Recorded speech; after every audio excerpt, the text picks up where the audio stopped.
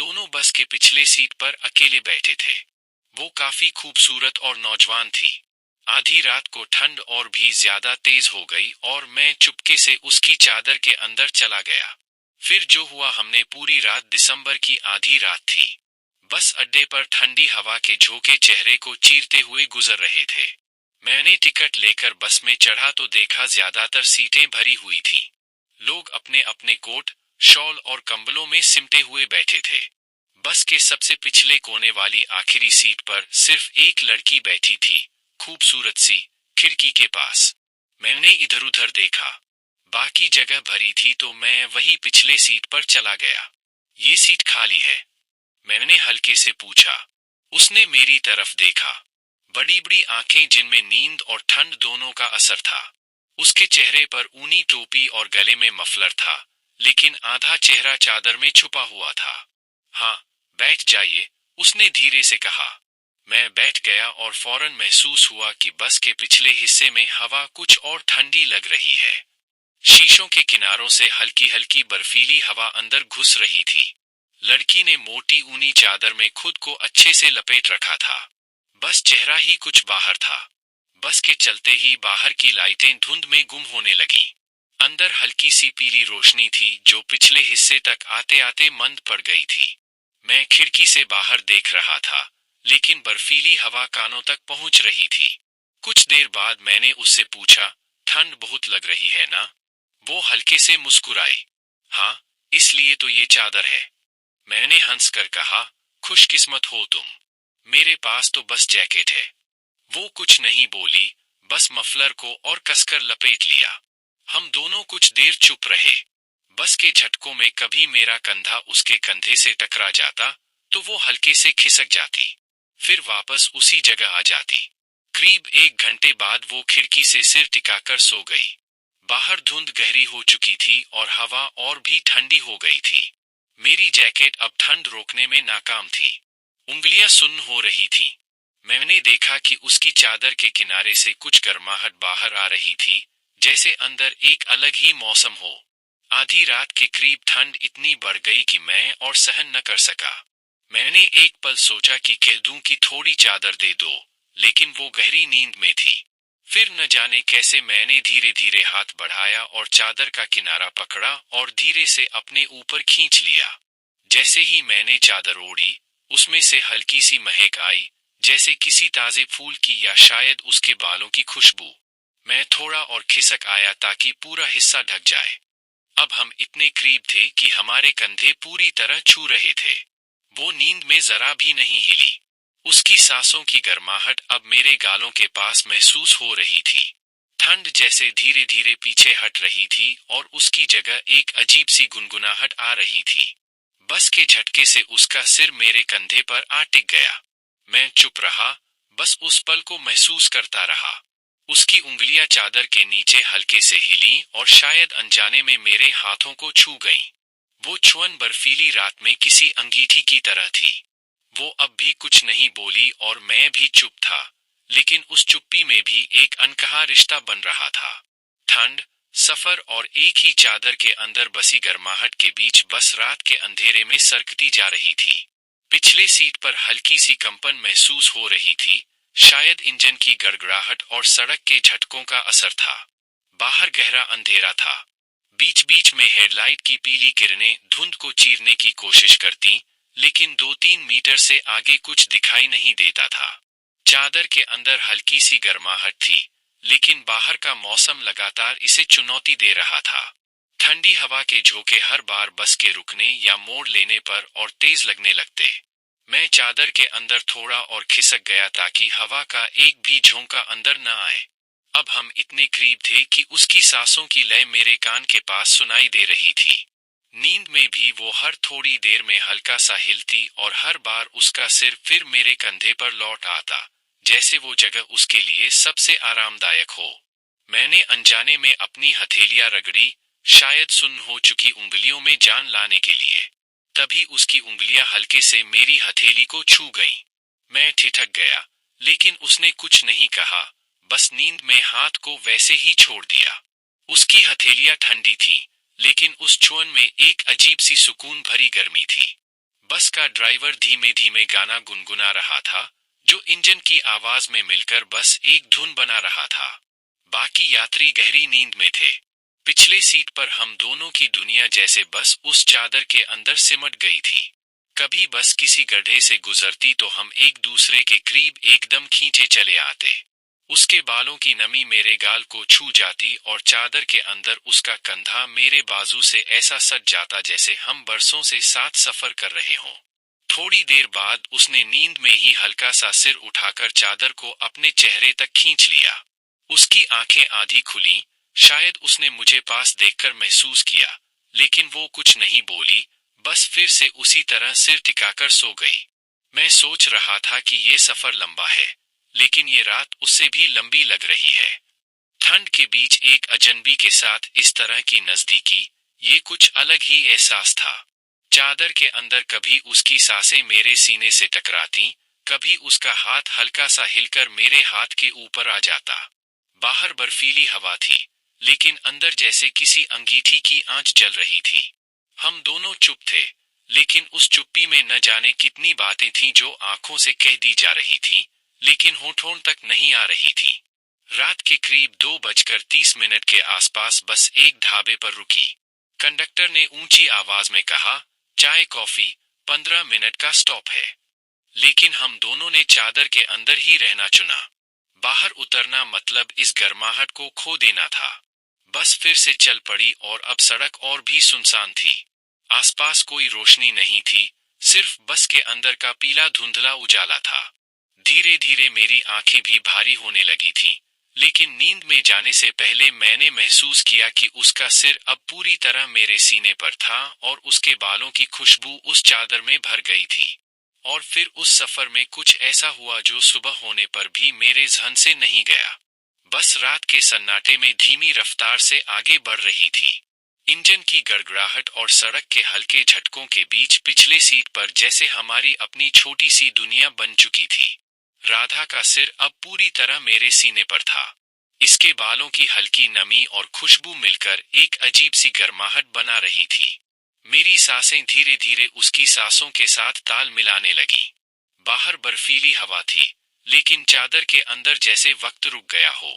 उसका हाथ अब भी मेरे हाथ पर था, लेकिन शायद नींद में उसने अपनी उंगलियां हल्की सी हिलाईं और वो मेरे हाथ के बीच आकर रुक गईं। मेरी उंगलियों के बीच उसकी उंगलियों की ठंडक ने जैसे मेरे अंदर एक लहर सी दौड़ गई। मैंने अनजाने में उसकी उंगलियों को हल्के से थाम लिया और वो बस उतना ही करीब रह गई, न पीछे हटी न और पास आई। बस के झटकों में कभी उसका बदन थोड़ा मेरे बाजू से सट जाता, कभी उसका चेहरा मेरी जैकेट से। मैं हर बार खुद को संभालता, लेकिन इस नजदीकी को नजरअंदाज कर पाना मुश्किल था। करीब 3 बजे के आसपास सड़क और सुनसान हो गई। बस के बाहर गहरा अंधेरा और अंदर का पीला उजाला था, जो कि ऐसा लग रहा था जैसे पूरी दुनिया बस हम दोनों और ये चादर हो। अचानक एक तीखा मोड़ आया और हम दोनों हल्के से एक दूसरे की तरफ खींचे गए।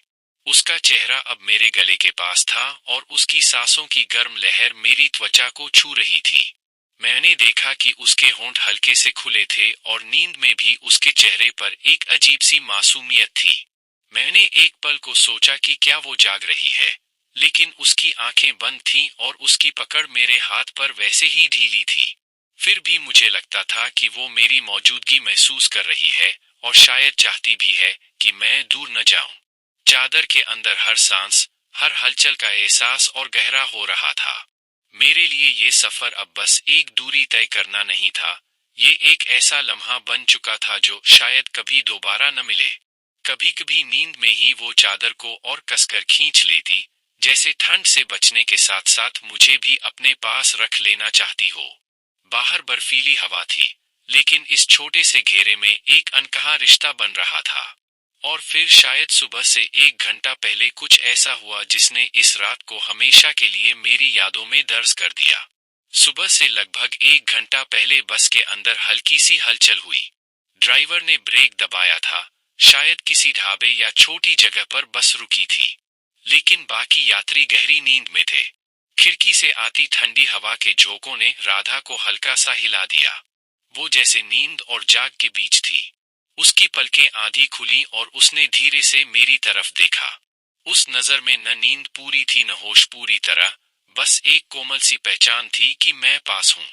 उसने धीरे से चादर को अपने कंधे तक खींचा, लेकिन इस बार उसके हाथ ने मेरी जैकेट का किनारा भी पकड़ लिया, जैसे मुझे खींचकर और पास लाना चाहती हो। मेरे और उसके बीच अब कोई खाली जगह न बची थी। उसकी सांसें अब सीधे मेरी गर्दन को छू रही थीं और हर सांस के साथ एक हल्की सी बुदबुदाहट और गर्माहट का एहसास हो रहा था।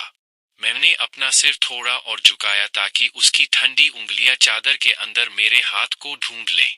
और जैसे ही उन्होंने मुझे छुआ, राधा के होठों के कोने पर एक हल्की सी मुस्कुराहट तैर गई। उसने धीरे से कहा, बहुत ठंड लग रही है। उसकी आवाज में नींद की मस्ती थी, लेकिन कहीं न कहीं एक अनकहा भरोसा भी था। मैंने बस हल्के से अपनी बाह उसके कंधे के चारों ओर रख दी और उसने बिना कुछ कहे अपना सिर मेरे सीने से टिका लिया। बस की हल्की गड़गड़ाहट, बाहर का अंधेरा और ये सन्नाटा, जैसे वक्त वही ठहर गया था। मेरे कान के पास उसकी धीमी सांसें और कभी कभी उसके बालों का मेरे होठों से लग जाना, ये सब मिलकर उस लम्हे को और गहरा बना रहे थे। फिर अचानक उसने अपनी आंखें खोलीं और सीधे मेरी तरफ देखा। कुछ सेकंड तक वो बस देखती रही, जैसे कुछ कहना चाह रही हो, पर शब्द न मिल रहे हों। फिर उसने धीरे से फुसफुसाया, सुबह होते ही शायद सब बदल जाएगा। उस एक लाइन ने मेरे अंदर अनगिनत सवाल जगा दिए, लेकिन मैं कुछ पूछ पाता उससे पहले ही उसने फिर से अपनी आंखें बंद कर लीं और चुपके से मेरे सीने से लग गई। मुझे नहीं पता था कि वो क्या कहना चाह रही थी, लेकिन मुझे पता था कि ये रात खत्म होने से पहले ये सफर हमें कहीं और ले जाने वाला है। सुबह की पहली किरणें बस की खिड़कियों से झांकने लगी थीं। बाहर हल्की सी धुंध फैली हुई थी। सड़क किनारे खेतों में ओस चमक रही थी। बस के अंदर यात्री एक एक करके खिंचाई करते हुए उठने लगे, लेकिन राधा अब भी मेरी बाहों में वैसी ही थी, मानो रात ने उसे अभी तक जाने न दिया हो। ड्राइवर ने ऐलान किया, 5 मिनट का स्टॉप है, चाय नाश्ता कर लो। मैंने धीरे से राधा को जगाने की कोशिश की। राधा उठो, बस रुकी है। उसने नींद में ही मेरे सीने से चेहरा हटाए बिना कहा, थोड़ी देर और, अच्छा लग रहा है। उसकी ये बात सुनकर मेरे होठों पर मुस्कुराहट आ गई, लेकिन साथ ही दिल में एक हल्की सी धड़कन भी बढ़ी, क्योंकि रात में उसने जो कहा था कि सुबह होते ही शायद सब बदल जाएगा, वो याद आ गया। मैंने उसे धीरे से छोड़ा और दोनों नीचे उतर आए। ढाबे की चाय की खुशबू, सुबह की ठंडी हवा और दूर से आती ट्रक की गड़गड़ाहट सब मिलकर एक अजीब सी फीलिंग ले रहे थे। हम चाय पी रहे थे, लेकिन राधा का चेहरा कुछ बदला हुआ था। उसकी आंखों में वो हल्की सी शरारत और नरमी अब भी थी, मगर साथ में एक सोच का साया भी। मैंने धीरे से पूछा, सब ठीक है ना? वो कुछ पल चुप रही, फिर बोली, कभी कभी सफर में ऐसे मोड़ आते हैं जहां से वापसी मुश्किल हो जाती है। मैंने उसकी तरफ देखा और अगर मैं कहूं कि मैं उस मोड़ तक चलना चाहता हूं। वो मुस्कुराई, लेकिन उस मुस्कुराहट में एक अजीब सी गहराई थी। फिर उसने धीरे से कहा, शायद ये हमारी आखिरी बस यात्रा हो। इस तरह मेरे दिल में सवाल और तेज हो गए, लेकिन उसके लहजे में कुछ ऐसा था कि मैंने और नहीं पूछा। हम वापस बस में बैठे और अब दिन की रोशनी में उसके चेहरे को देखना अलग ही एहसास दे रहा था। रात की नजदीकी अब भी हवा में थी, लेकिन सुबह की रोशनी में सब कुछ थोड़ा बदल गया था। राधा खिड़की से बाहर देख रही थी, लेकिन उसकी उंगलियां मेरी उंगलियों को ढूंढ रही थीं। मैंने उसका हाथ थाम लिया और वो बस चुपके से पकड़े रही, मानो शब्द अब जरूरी न हो। मुझे अब लगने लगा था कि ये सफर सिर्फ एक मंजिल तक पहुंचने का नहीं है, बल्कि किसी ऐसी सच्चाई के करीब जाने का है जो अब तक उसने मुझसे छुपा रखी है। बस शहर के बाहरी हिस्सों में दाखिल हो चुकी थी। बाहर के नजारे बदल गए थे। खेतों की जगह अब छोटी छोटी इमारतें थीं। दुकानों के शटर और सड़क पर भागते लोग दिखने लगे थे। हर गुजरते पल के साथ मेरे दिल की धड़कन थोड़ी तेज हो रही थी। और राधा, वो अब भी खामोश थी। खिड़की से बाहर देखते हुए मैंने धीरे से कहा, राधा, तुम कुछ कह क्यों नहीं रही? उसने मेरी तरफ देखा, फिर हल्की सी मुस्कुराहट दी। कुछ बातें मंजिल पर ही समझ आती हैं। उसका ये कहना मेरे लिए आधा जवाब और आधा नया सवाल था। बस एक बड़े बस स्टैंड के पास जाकर धीमी हुई। ड्राइवर ने कहा, जो यात्री यहाँ उतरना चाहते हैं उतर जाए। राधा ने मेरा हाथ पकड़ा, हम यहाँ उतरेंगे। मैं थोड़ा हैरान हुआ, पर तुम्हारा तो घर, उसने बात काट दी, बस चलो। हम भीड़ में से निकलते हुए बस से नीचे उतरे। सड़क पर ट्रॉली खींचते लोग, ठेलों से आती गर्म समोसों की खुशबू और दूर से आती किसी ट्रेन की सीटी, सब कुछ जैसे किसी फिल्म का सीन लग रहा था। लेकिन मेरा ध्यान सिर्फ राधा पर था। वो मुझे बिना कुछ कहे एक तंग सी गली की ओर ले जाने लगी। मैं उसके पीछे पीछे चल रहा था। मन में हजार सवाल थे, लेकिन आवाज नहीं निकल रही थी। गली में हल्की सी नमी थी और दीवारों पर पुराने पोस्टर के टुकड़े चिपके हुए थे। आखिर वो एक छोटे से पर साफ सुथरे घर के सामने रुक गई। उसने दरवाजा खोला और बिना मुड़े अंदर चली गई। मैं भी अंदर गया। कमरा सादा था, लेकिन दीवार पर एक पुरानी फ्रेम में रखी तस्वीर ने मेरा ध्यान खींच लिया। उसमें राधा थी, लेकिन उसके साथ एक आदमी और एक छोटी सी लड़की भी थी। मैंने तस्वीर की तरफ इशारा किया, ये कौन है? राधा ने मेरी तरफ देखा। उसकी आंखों में अब वो नरमी नहीं थी, बल्कि एक भारीपन था। वो बोली, ये मेरी जिंदगी का वो हिस्सा है जो मैंने किसी को नहीं बताया। मेरे होंठ सूखने लगे। मतलब? वो पास आई और लगभग फुसफुसाते हुए बोली, ये आदमी मेरा शौहर था। राधा की आवाज जैसे मेरे कानों में गूंजकर सीधे दिल तक उतर गई। ये आदमी मेरा शौहर था। मेरे पांवों के नीचे जमीन जैसे एक पल को ठहर गई। मैं तस्वीर की तरफ देख रहा था और दिमाग में सवालों का तूफान उठने लगा। था, मतलब अब नहीं है? मैंने धीरे से पूछा।